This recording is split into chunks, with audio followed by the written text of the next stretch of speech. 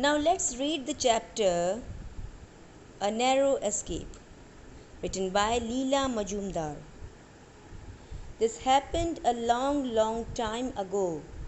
I did write about it back then, but I have lost the pages. If you are wondering whether what I am going to talk about is real or fictitious, well, if one wishes to listen to a story, how does it matter if it's either? Is there really any difference between a cock and bull story and an incident that is of little value now? Never mind. I will only say that you hear me out first.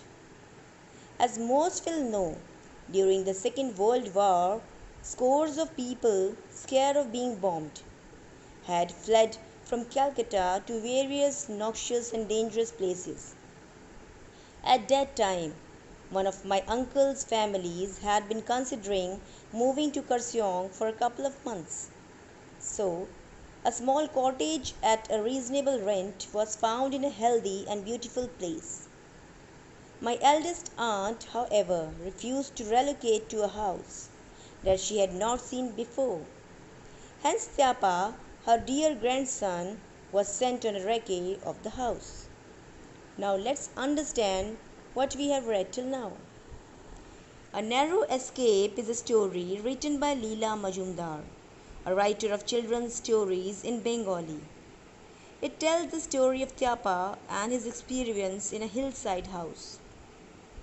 The story is set at a time during the Second World War when many people fled Calcutta scared of it being bombed. So, one of the narrator's uncle's family had decided to move to Kurseong in the Darjeeling district. A house was found, the rent decided, but an old aunt refused to move to a place she had not seen before. To solve that problem, her grandson Tyapa was sent to find out more about the place.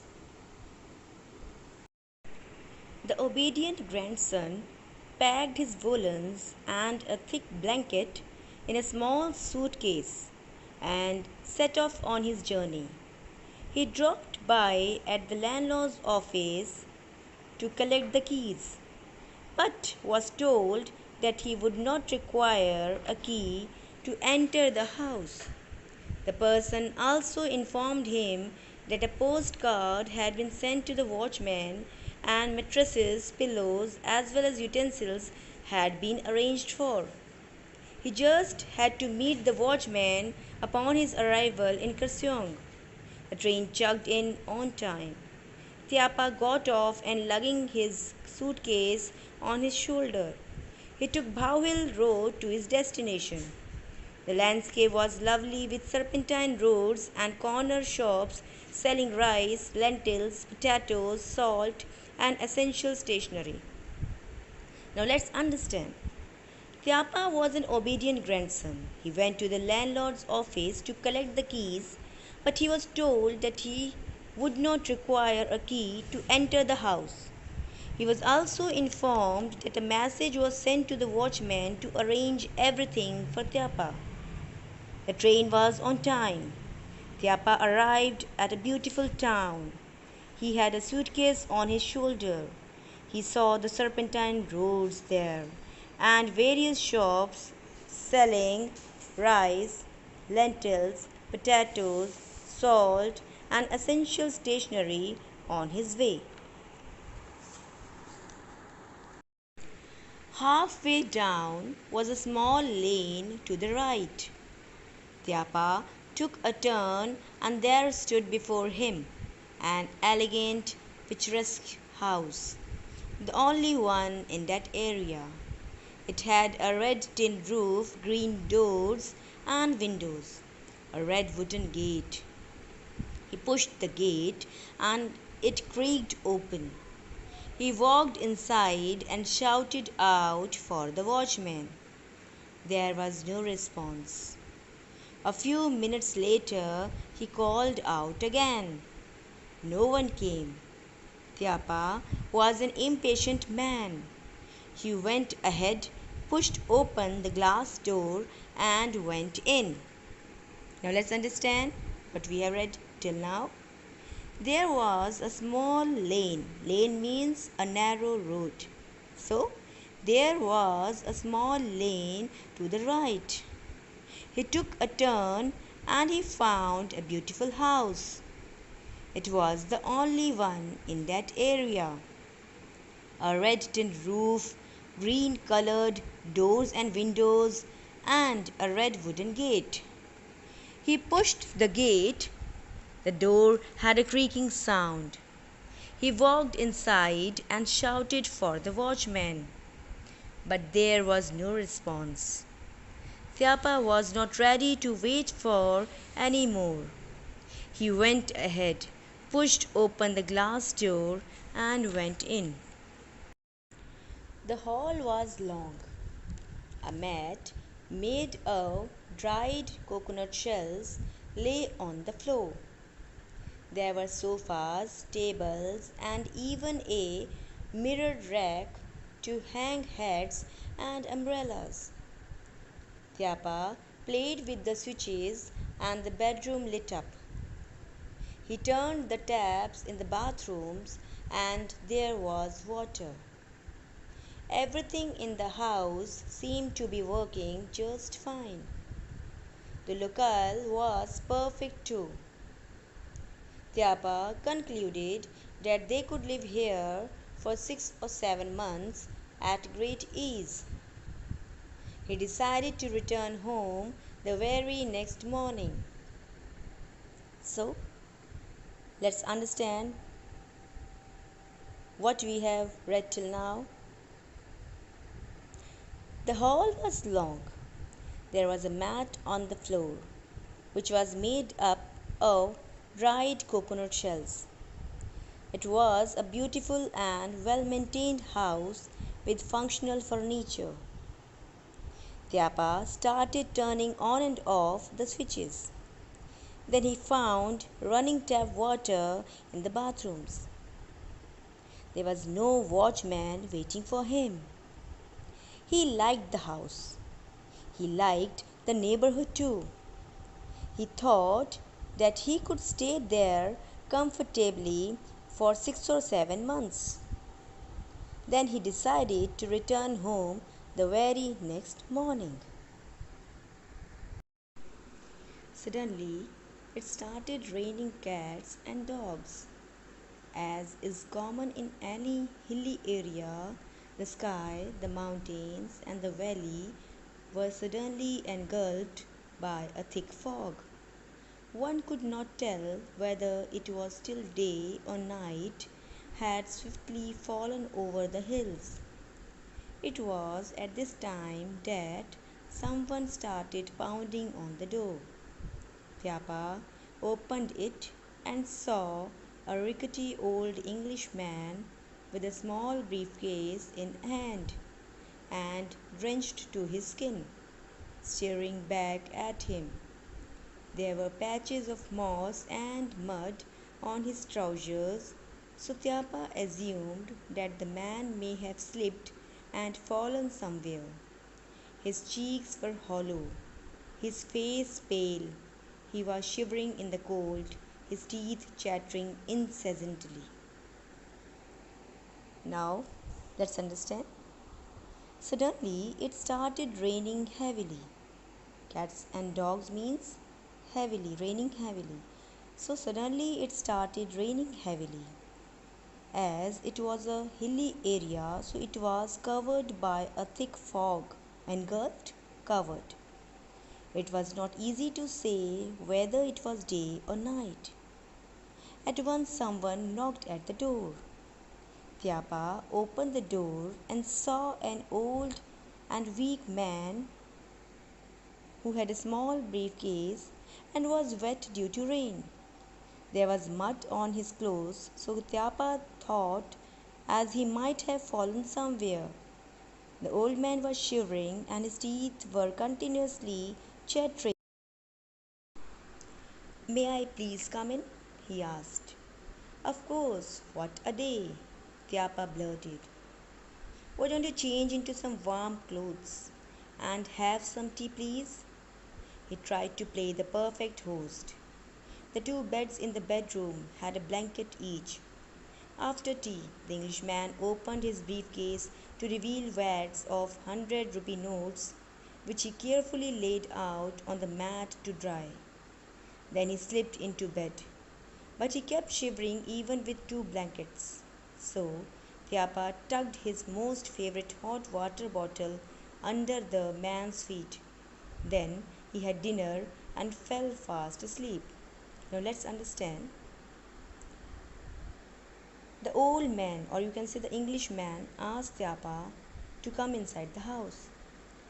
Tyapa, without thinking, blurted means without thinking. So Tyapa, without thinking, exclaimed what a day it was.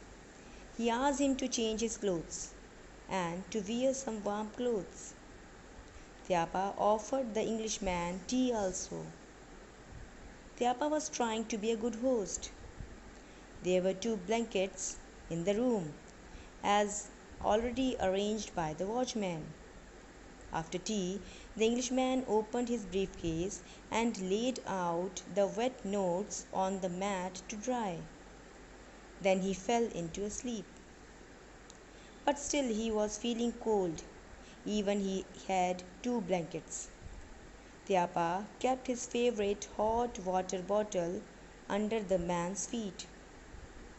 Then he had dinner and he too fell fast asleep.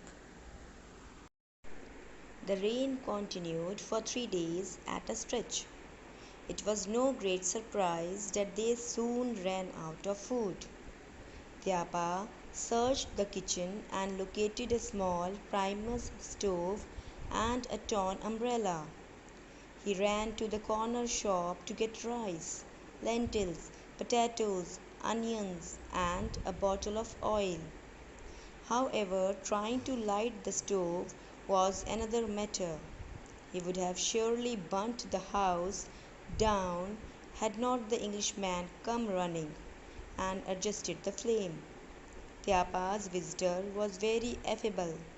He had high fever, yet refused to have anything but tea and condensed milk. Although Tyapa was a wee bit curious, the old man consciously avoided talking about his bank notes. Instead, he simply stacked them back into his briefcase once they had dried. Now let's understand what we have read till now. The rain continued for 3 days. At a stretch means continuously. So the rain continued for 3 days. There was a shortage of food. Ran out of food means shortage of food. Tyapa searched the kitchen and found a small stove and a torn umbrella. He ran to the shop and brought rice, lentils, potatoes, onions, and a bottle of oil. It was a tough job for Tyapa to light the stove. The Englishman came running and adjusted the flame. Otherwise, the house was surely burnt down. The Englishman was a friendly person, a pleasant man. He had high fever. He refused to have anything. He took only tea and condensed milk. Tyapa was an inquisitive child. The Englishman did not talk about his notes and put them inside his briefcase as soon as they had dried. Beams of bright sunshine flooded the rooms on the third day. The sky was clear and blue. Tyapa packed his bags, bid farewell to the Englishman, and left for the station. On his return to Calcutta, he was told that the family had decided to go to Ghatshila instead because he had taken too long to return.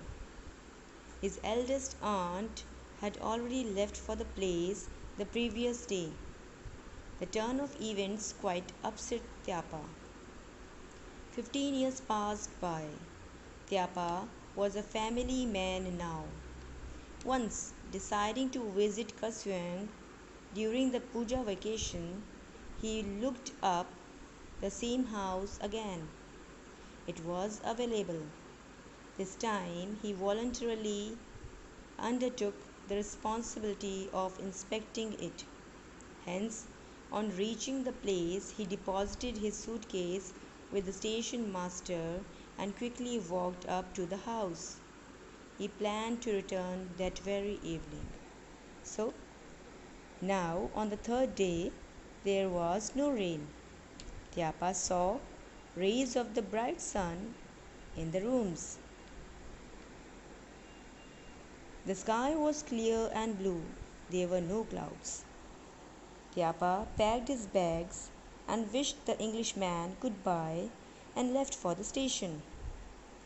When he reached Calcutta, his family told him that they had decided to go to Ghatshila instead of the same place of which he had done recce. This made Tyapa upset. After 15 years. So, after 15 years, Tyapa was a grown-up man. During the puja holidays, he decided to visit the same house once again. He found the same house available. He reached the place and decided to return that very evening. Every bit of this visit mirrored his previous one. The charming house, the crooked, creaky gate, the absence of the watchman, the open glass door, the light in the bedrooms, and the water from the taps. As if that were not enough, clouds enveloped the sky, the mountains, and the valley in blinding darkness, and it began to rain heavily. Suddenly, Tyapa heard knocks on the door, just as on that night 15 years ago. He opened the door. Before him there stood an old rickety Englishman with a small briefcase. Rickety, weak. The same man who had visited Tyapa years ago. His eyes were hollow, his face pale, and his teeth chattered from the cold. Tyapa saw the patches of moss and mud on his trousers. "May I please come in?" he asked. Tyapa held the door wide open, slid past the Englishman, and tore down the curved path towards the railway station. The rain lashed on without stopping. Not once did Tyapa stop to look back. Now, let's understand what happens in the end. Tyapa got very happy to see the house again. He recalled all the memories of this house. It was a charming house with unlatched door, the light in the bedrooms, and the running tap water. Again, there were clouds on that day. It started raining heavily. Suddenly, Tyapa heard knocks on the door. He opened the door. He found the same Englishman and got terrified. He saw the same Englishman with a small briefcase, same appearance as before 15 years. The Englishman asked to come in. Tyapa was shocked to see all this. Without saying anything, Tyapa fled away towards the station. Even he did not look back. This shows that Tyapa got scared to see the situation.